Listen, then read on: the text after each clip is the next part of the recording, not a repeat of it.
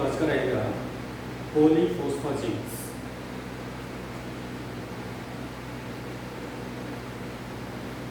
पॉलीफॉस्फेजिंग्स poly का मतलब mainly, फॉस्फेजिंग्स का मतलब फॉस्फोरस और एजा का मतलब नाइट्रोजन। फॉस्फोरस और नाइट्रोजन के बीच में डबल बॉन्ड बनेगा और इस तरह की एक लंबी यूनिट आपस में यूनिट से स्मॉलर यूनिट से होकर के एक लंबी पॉलीमेरिक चेन बनाए तो उसको बोलते हैं पॉलीफॉस्फेजिंग्स। तो सबसे पहले इसकी सिंथेसिस है, सिंथेसिस। तो जो साइक्लिक साइक्लिक प्राइमर है इसका, वो सबसे पहले सिंथेसाइज किया था एच.एन. स्टॉक ने। अमेरिकन साइंटिस्ट थे, 1897 में इन्होंने ये रिएक्शन की थी फॉस्फोरस पेंटाक्लोराइड और अमोनिया के साथ में, या अमोनियम क्लोराइड के साथ में। तो फॉस्फोरस पेंटाक्लोराइड और अमोनियम क्लोराइड के साथ इन्होंने रिएक्शन करवाई और एक साइक्लिक स्ट्रक्चर ओके हुआ, साइक्लिक कंपाउंड बना, जिसको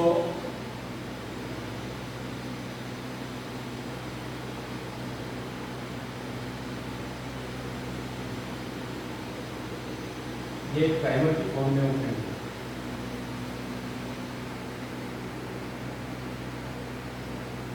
तो ये हेक्साक्लोरोसाइक्लोट्राइफॉस्फेजिन, ये कंपाउंड इस रिएक्शन से बनाया गया पहला कंपाउंड था फॉस्फेजिन का।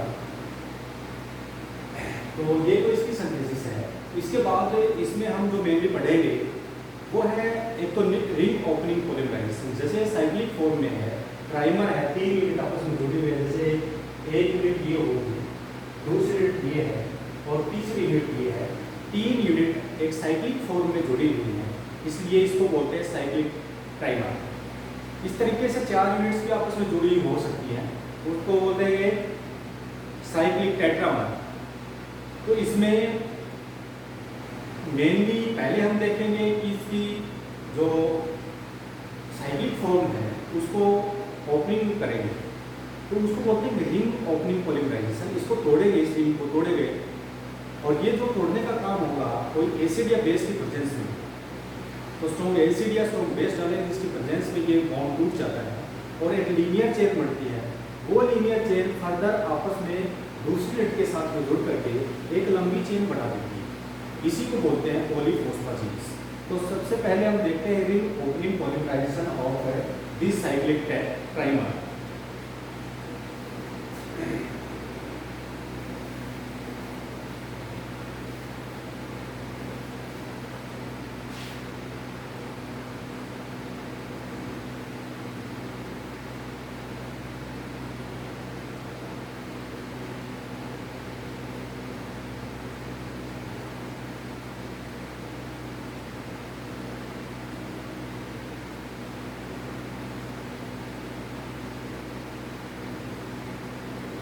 तो रिंग ओपनिंग पॉलीमराइजेशन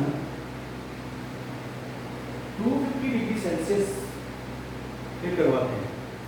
इससे फॉस्फोरस और नाइट्रोजन के बीच का जो बॉन्ड है, जो सिंगल बॉन्ड है, ये वाला जो बॉन्ड है, ये टूट जाता है। अब इन दोनों में देखते हैं फॉस्फोरस और नाइट्रोजन के बीच में, तो फॉस्फोरस की इलेक्ट्रोनेगेटिविटी कम है, नाइट्रोजन की इलेक्ट्रोनेगेटिविटी ज़्यादा है। तो जो शेड पेयर इलेक्ट्रॉन्स हैं they are pulled towards nitrogen atom. तो नाइट्रोजन की इलेक्ट्रोनेगेटिविटी ज़्यादा है, तो these electrons are pulled towards the nitrogen atom. तो ये इधर शिफ्ट हो जाएंगे इसके ऊपर। तो ये रिंग ओपनिंग पॉलीमराइजेशन कहलाती है। तो इसको हम लिखेंगे नाइट्रोजन, यहाँ से लिखेंगे तो नाइट्रोजन के ऊपर नेगेटिव चार्ज आ गया।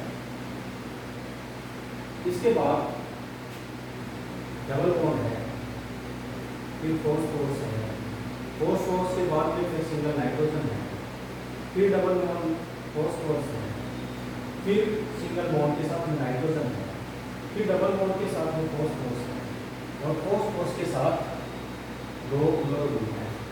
तो हर एक फॉस्फोरस के साथ में 2 क्लोरो ग्रुप्स जुड़े। यहाँ पे आ गया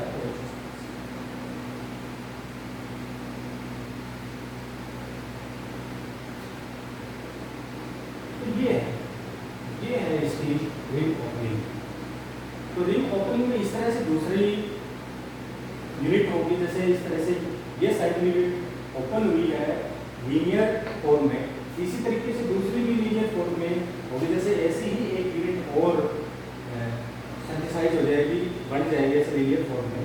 तो ये जो नाइट्रोजन होगा इस तरफ आकर के इसके साथ जुड़ करके लंबी चल फिर इस फॉस्फोरस के साथ, जैसे ये नाइट्रोजन नेगेटिव चार्ज है तो ये इसके साथ में आकर जुड़ जाएगा, तो इस तरह से लंबी चेन बढ़ती चली जाएगी।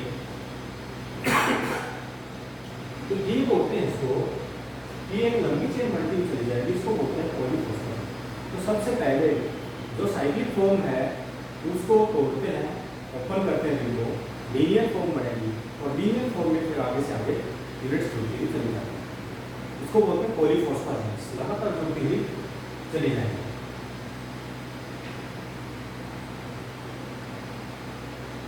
तो अब आती है इसमें सब्स्टिट्यूशन, मेनली जो रिएक्शंस हम पढ़ेंगे वो सब्स्टिट्यूशन रिएक्शंस हैं।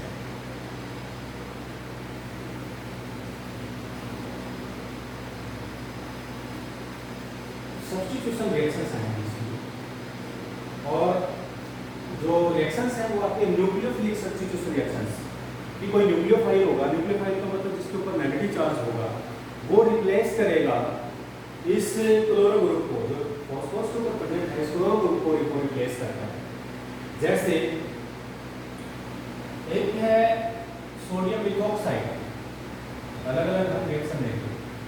सोडियम मिथॉक्साइड, जैसे ये मिथाइल है, मिथाइल ग्रुप, इस मिथाइल के साथ में जैसे हमने ये ले लिया मिथेनॉल, और इस मिथेनॉल में से यदि प्रोटॉन निकल जाए तो जो ड्यूअल यूनिट बनेगी इसको बोलेंगे मिथॉक्साइड, इसको बोलेंगे मिथॉक्साइड। इसी तरीके से इथेनॉल है, इथेनॉल से ये बनेगा ethoxide.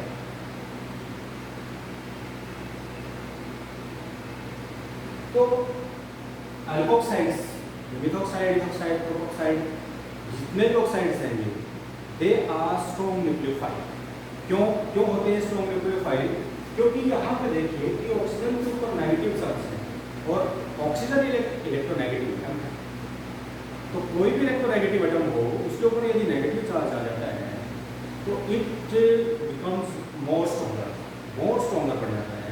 It means it have greater tendency to accept the proton, proton को एक्सेप्ट करने की टेंडेंसी इसकी बढ़ जाती है, या जो इलेक्ट्रॉन डेफिशिएंट पार्ट होगा, इलेक्ट्रॉन डेफिशिएंट सेंटर होगा, उसके ऊपर ये अटैक करने की टेंडेंसी इसकी बढ़ जाती है, इसको बोलते हैं स्ट्रॉन्ग न्यूक्लियोफाइल। तो ये सोडियम के साथ में सोडियम मिथॉक्साइड बनेगा ये, और मिथॉक्साइड सोडियम मिथॉक्साइड की प्रेजेंस में होगा, तो ये मिथॉक्साइड आयन होगा। ये मिथॉक्साइड आयन रिप्लेस क्लोराइड, इस क्लोराइड को रिप्लेस करेगा तो इसकी रिएक्शन होगा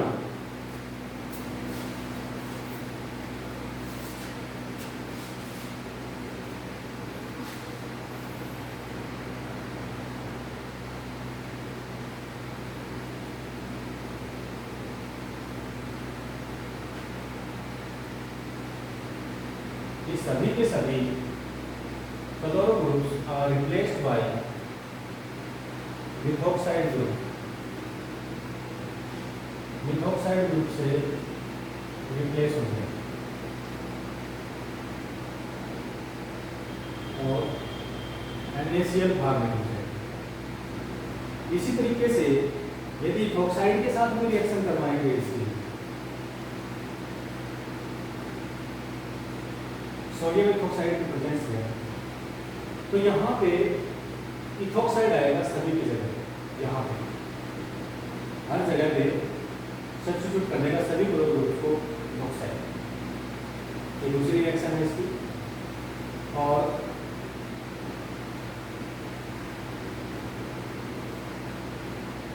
ये होता है सोडियम थायोसाइनेट, तो इसमें थायोसाइनेट जो है ना HCl नेगेटिव, वो रिप्लेस कर देगा सभी क्लोरो ग्रुप्स को। जैसे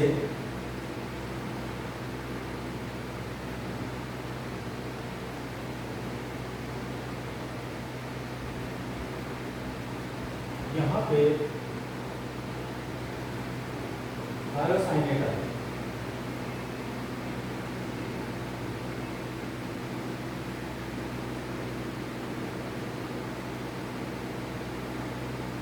तो थायोसाइनाइड ये रिप्लेस कर देगा, तो दूसरी रिएक्शन में आती है।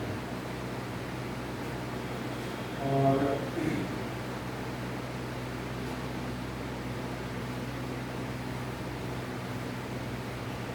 तीसरी रिएक्शन इसकी है अमीन के साथ में,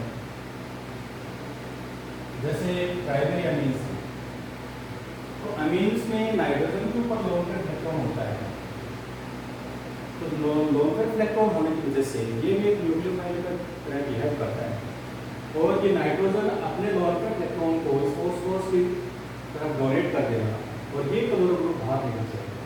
जब ये क्लोरो ग्रुप बाहर निकलता है, lone pair electrons of nitrogen atom are donated to the vacant orbitals of phosphorus. तो यहाँ पे पहले हम एक ही देखते हैं,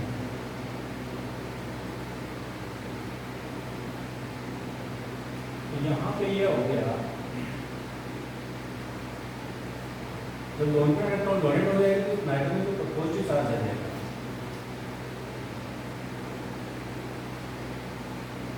अब नाइट्रोजन के ऊपर जब पॉजिटिव चार्ज आता है, कोई भी इलेक्ट्रोनेगेटिव स्पीशीज हो, उसके ऊपर यदि पॉजिटिव चार्ज आ जाता है तो वो अनस्टेबल फील करती है।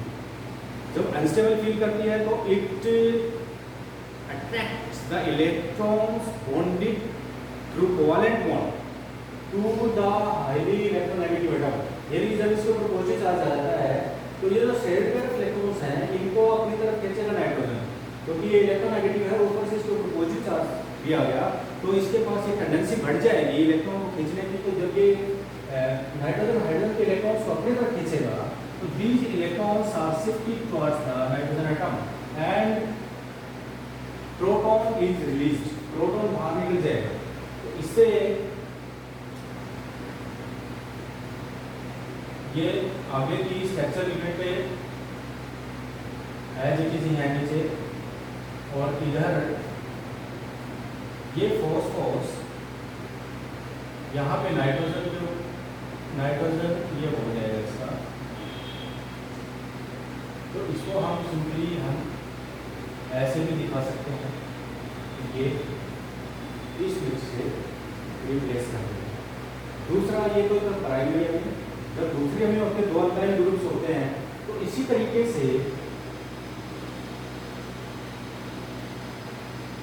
से वो दोनों इलेक्ट्रॉन डोनेट करेंगे, फिर नाइट्रोजन अपने शेयर तरफ इलेक्ट्रॉन नाइट्रोजन हाइड्रोजन वो उनको अपने तरफ अट्रैक्ट कर देगा electron towards section, and hydrogen ion या प्रोटॉन इज रिलीज, वो प्रोटॉन बाहर निकल जाएगा। इस तरह की रिएक्शन अमीन से होकर के। इसके बाद है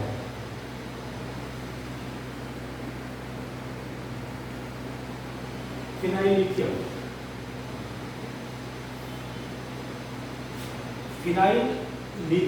फिनाइल के ऊपर नेगेटिव चार्ज होगा, लिथियम एक मेटल है, तो लिथियम इलेक्ट्रोपॉजिटिव होगा, यानी लिथियम के ऊपर पॉजिटिव चार्ज होगा और फिनाइल के ऊपर नेगेटिव चार्ज होगा। तो इस तरह से इसको देखेंगे, तो लिथियम के ऊपर प्लस चार्ज है, इसके ऊपर नेगेटिव चार्ज है। तो जब नेगेटिव चार्ज स्पीशीज है तो ये न्यूक्लियोफाइल का बिहेव करेगी और हर एक क्लोरो ग्रुप को रिप्लेस कर देगा। तो फिनाइल लिथियम में phenyl group replace the chloro group, सभी क्लोरो ग्रुप्स को वो रिप्लेस कर देगा। यहाँ पे ये फिनाइल ग्रुप आ जाए इस तरह से, ये फिनाइल लिथियम रिएक्शन शो करेगा। एक आता है ग्रिग्नार्ड रिएजेंट। ग्रिग्नार्ड रिएजेंट में RMgx होता है, तो जो अल्काइल पार्ट है ये रिप्लेस कर देता है क्लोरो ग्रुप को। अल्काइल ग्रुप इस ये डालेंगे तो एक क्लोरो ग्रुप, मतलब इस क्लोरो ग्रुप की जगह पे यहाँ पे अल्काइल ग्रुप आ जाएगा। इसी तरह से दूसरी एंड से ये वाला रिप्लेस हो जाएगा, तीसरी एंड से वो रिप्लेस हो जाएगा। इस तरह से ये रिप्लेस होते चले जाएंगे ग्रिग्नार्ड रिएजेंट से। लेकिन इसमें एक ये भी होता है कि ये रिप्लेस करने के बाद जो एक ग्रिग्नार्ड रिएजेंट है ये फॉस्फोरस और नाइट्रोजन के बॉन्ड को ब्रेक भी कर देता है। तो तो इसकी रिएक्शन बड़ी टिपिकल रहती है। ग्रिग्नार्ड रिएजेंट रिप्लेस करेगा, साथ में उसके बाद ये फॉस्फोरस नाइट्रोजन बॉन्ड को तोड़ भी सकता है। तो ये टिपिकल रिएक्शन शो कर रही है। इसके बाद है दो रिएक्शंस बहुत इंपॉर्टेंट है इसमें, एक तो है हाइड्रोलिसिस और दूसरी है अमोनोलिसिस। हाइड्रोलिसिस में तो इस जो साइक्लिक प्राइमर है इसको वाटर के साथ रिएक्ट करवाएंगे और अमोनोलिसिस में अमोनिया के साथ में इसको रिएक्शन करवाते हैं। तो वाटर के साथ जब रिएक्ट करवाते हैं तो वाटर के ऊपर इनके ऑक्सीजन के ऊपर लोन पेयर इलेक्ट्रॉन होते हैं। तो ये lone pair electron highly electronegative atom के ऊपर होने की वजह से ये water molecule act as a nucleophile की तरह बिहेव करेगा और ये क्लोरो ग्रुप को रिप्लेस कर देता है। तो यहाँ से जब ये लोन पेयर इलेक्ट्रॉन इसके ऊपर अटैक करेंगे तो क्लोरो ग्रुप बाहर निकल जाएगा। तो ऑक्सीजन के ऊपर पॉजिटिव चार्ज आ जाएगा। अब ये देखो ये ऑक्सीजन के ऊपर पॉजिटिव चार्ज आ गया, ऑक्सीजन है हाईली इलेक्ट्रोनेगेटिव एटम और उसके ऊपर पॉजिटिव चार्ज आ रहा है। हाईली इलेक्ट्रोनेगेटिव एटम के ऊपर यदि पॉजिटिव चार्ज आ जाता है तो वो स्पेसीज अनस्टेबल फील करती है और अट्रैक्ट करेगी, स्ट्रांगली अट्रैक्ट करेगी इलेक्ट्रॉन से to other atoms with this oxygen atom. तो ये ऑक्सीजन हाइड्रोजन के बीच के जो इलेक्ट्रॉन्स हमको खींच लेंगे और ये इधर अट्रैक्ट हो जाएंगे, शिफ्ट हो जाएंगे। तो नेक्स्ट स्टेप में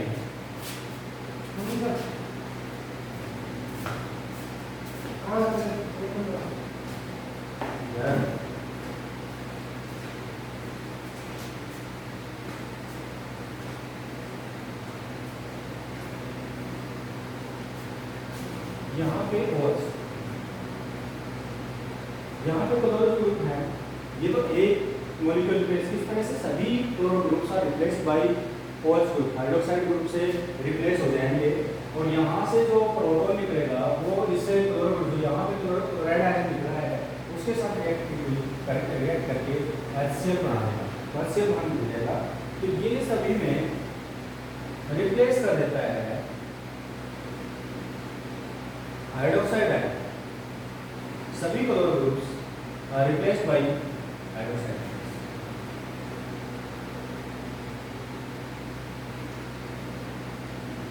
नेक्स्ट जो रिएक्शन इसकी शो होती है कि फॉस्फोरस और नाइट्रोजन के बीच में जो डबल बॉन्ड है, जो पाई बॉन्ड है, तो pi bond we know that कि pi bond is weaker than sigma bond.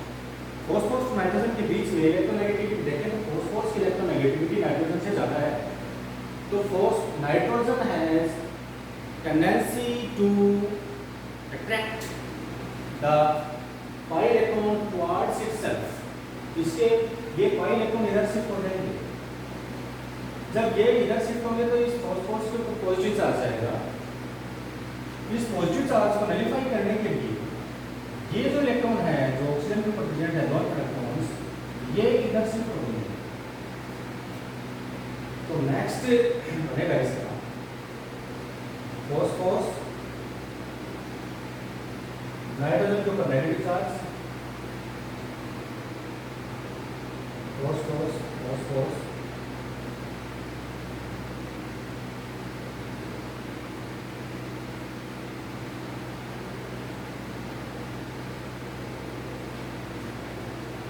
ये देखिए इधर पॉजिटिव चार्ज है। तो इसी तरीके से ये सारे रहेंगे।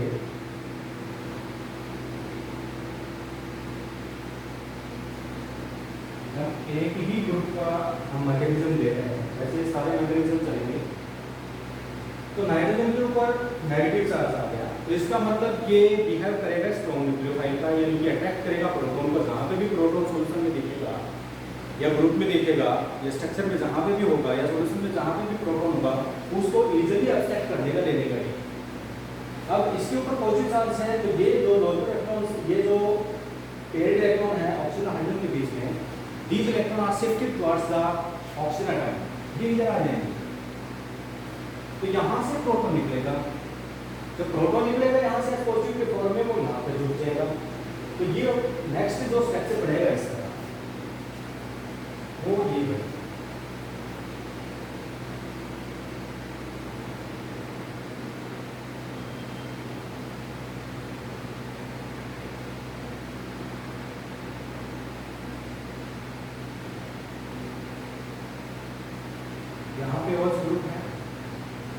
यहाँ डबल बॉन्ड O है, और ये नेगेटिव जो चार्ज नाइट्रोजन के ऊपर है, ये प्रोटॉन इसको अब्स्ट्रैक्ट कर देगा, ये प्रोटॉन यहाँ पे आकर के जुड़ जाएगा इस हाइड्रोजन के साथ में, तो NH। तो इस तरह का स्ट्रक्चर बनेगा। यहाँ पे ये सब और ग्रुप है। तो इसी तरीके से जैसे ये हमने एक ग्रुप का मैकेनिज्म दिखाया यहाँ से यहाँ तक, इसी तरीके से ये सारे मैकेनिज्म हर एक हाइड्रोक्सिल ग्रुप के साथ में होंगे। तो नेक्स्ट जो लास्ट में रिजल्टिंग प्रोडक्ट बनेगा वो ये रहेगा।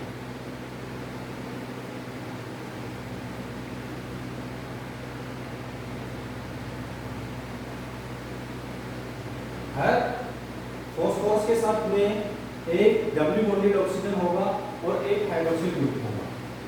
इसी तरीके से यहाँ पे भी होगा, हाइड्रोक्सिल ग्रुप होगा, डबल बॉन्डेड ऑक्सीजन होगा, हाइड्रोक्सिल ग्रुप होगा और डबल बॉन्डेड ऑक्सीजन होगा, और नाइट्रोजन के साथ ये हाइड्रोजन जुड़ जाएगा। तो लास्ट फाइनल जो प्रोडक्ट बनता है वो ये बनता है, इसको बोलते हैं ट्राइमेटा इमिडो फॉस्फोरिक एसिड। तो हाइड्रोलिसिस ऑफ दिस साइक्लिक ट्राइफॉस्फेजिन, ये फॉस्फोरिक एसिड बनाया मेटा इमिडो फॉस्फोरिक एसिड। तो इंपॉर्टेंट रिएक्शन है हाइड्रोलिसिस। और दूसरी जो रिएक्शन है इसी के साथ में अमोनिया की रिएक्शन आएगी, रिएक्शन विद अमोनिया। और एग्जाम में क्वेश्चन आ सकता है कि फॉस्फम क्या होता है। तो इसी से जब अमोनिया के साथ में रिएक्शन कराते हैं साइक्लिक ट्राइमर की, तो जो लास्ट प्रोडक्ट बनता है वो फॉस्फम बनता है। तो फॉस्फम क्या है, उसका स्ट्रक्चर क्या है और कैसे बनाया जाता है, ये कैसे इसकी सिंथेसिस की जाती है, ये एग्जाम में पूछा जा सकता है। तो अमोनिया के साथ में ये रिएक्शन करेगा। तो यहाँ पे देखिए कि जो ऑक्सीजन और इसके बीच में इंटैक्ट बॉन्ड रहता है, फॉस्फोरस के बीच में, ये रिलीज नहीं होता। दोनों के बीच में एक ही डिफरेंस आएगा कि जब अमोनिया के साथ भी रिएक्शन करेंगे तो सब्स्टिट्यूट तो अमोनिया भी करेगा, सभी के सभी ग्रुप्स को सब्स्टिट्यूट कर देगा। लेकिन अगला जो स्टेप होगा वो उसमें अमोनिया मॉलिक्यूल बाहर निकलेगा, यहाँ पे वाटर मॉलिक्यूल बाहर नहीं निकलेगा, इंटैक्ट रहता है ऑक्सीजन फॉस्फोरस के साथ डबल बॉन्ड के साथ। लेकिन यहाँ पे अमोनिया जब रिएक्ट करेगा तो ये बाहर निकलेगा। इसमें देखिए इलेक्ट्रॉन है, जब क्लोराइड के फॉर्म में बाहर निकलेगा तो इसके ऊपर पॉजिटिव चार्ज आएगा और ये दोनों इलेक्ट्रॉन इसके ऊपर अटैक कर देंगे। तो एक ही हम जैसे देखते हैं कि ये अमोनिया मॉलिक्यूल ऐसे इसके साथ ये हो जाएगा, इसके ऊपर प्लस चार्ज आएगा। जब प्लस चार्ज आएगा तो जो सेल पर नाइट्रोजन के ऊपर प्लस चार्ज है, पॉजिटिव चार्ज है, तो ये क्या करेगा, इन इलेक्ट्रॉन्स को अपने तरफ खींचेगा। तो ये electrons are shifted towards the nitrogen atom. And next देखेंगे तो ये हो जाएगा NH2 और यहाँ पे तो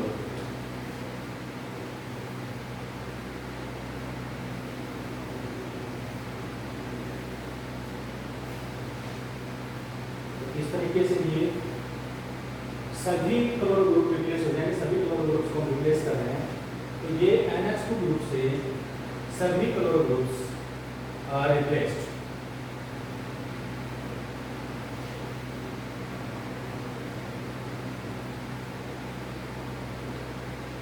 इस तरीके से ये सभी chloro groups are replaced by NH2 group.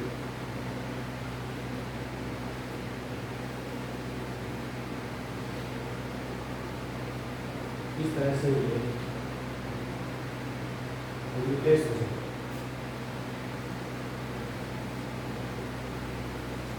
Next जो स्टेप आता है, नेक्स्ट स्टेप में, पहले स्टेप में तो ये है कि अमोनिया मॉलिक्यूल रिप्लेस कर देगा क्लोरो ग्रुप को, सभी chloro groups are replaced by amine group. Amine group से रिप्लेस हो जाएंगे, NH2 ग्रुप से रिप्लेस हो जाएंगे। लेकिन नेक्स्ट जो स्टेप आएगा उसमें अमोनिया मॉलिक्यूल बाहर निकलेगा, रिलीज होगा। अमोनिया मॉलिक्यूल रिलीज होगा, ये कि इसकी इलेक्ट्रोनेगेटिविटी फॉस्फोरस नाइट्रोजन की देखेंगे तो इसकी ज़्यादा होती है, तो ये इलेक्ट्रॉन को ले लेगा और फॉस्फोरस के ऊपर पॉजिटिव चार्ज आएगा। जब फॉस्फोरस के ऊपर पॉजिटिव चार्ज आता है तो ये जो नॉन इलेक्ट्रॉन इस नाइट्रोजन के ऊपर है, तो यहाँ पे भी नाइट्रोजन के ऊपर इलेक्ट्रॉन प्रेजेंट है, इधर भी नाइट्रोजन के ऊपर लोन इलेक्ट्रॉन्स हैं। तो कौन से जाएंगे, ये वाले इलेक्ट्रॉन इधर शिफ्ट होंगे या ये वाले इलेक्ट्रॉन शिफ्ट होंगे, दोनों की देखते हैं हम फ्रीडम कि कौन से इलेक्ट्रॉन्स, कौन से डोन pair electrons are free easily to donate, आसानी से डोनेट किए जा सकते हैं।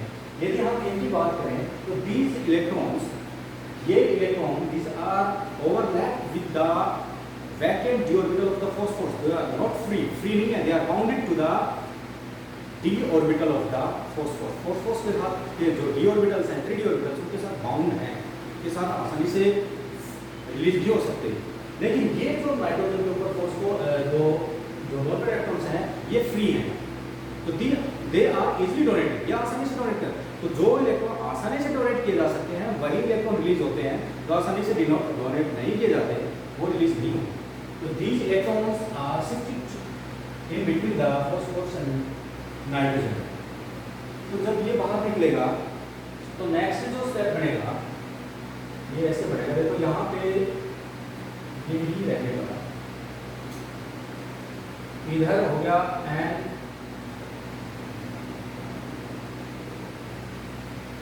इसके ऊपर प्लस आ जाएगा, इसके लिए तो लेकर चलेगा तो नाइट्रोजन के ऊपर प्लस आ जाएगा।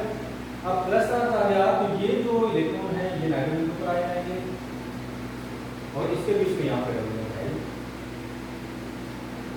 तो ये फॉस्फोरस नाइट्रोजन के बीच में डबल बॉन्ड और हाइड्रोजन, ये इसका स्ट्रक्चर रहेगा। तो यहाँ पे देखिए, यहाँ पे NH सभी के साथ में ऐसा phosphorus nitrogen NH phosphorus nitrogen double bond, तो इस तरह का स्ट्रक्चर होगा, ये वाला स्ट्रक्चर, इसी को बोलते हैं फोस्फोन। ये है फोस्फोन, फोस्फोन।